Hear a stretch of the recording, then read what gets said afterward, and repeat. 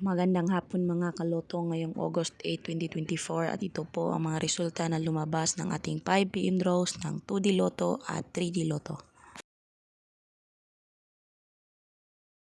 2D Lotto 5pm draw result ngayong hapon ng August 8, 2024 at ito po ang mga sumusunod na lumabas.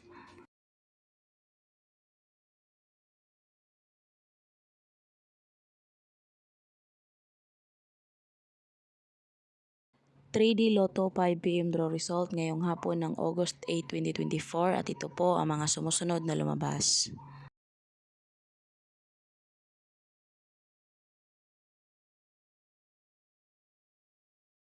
Congratulations sa lahat ng ating lucky winners and thank you for watching. I love you all.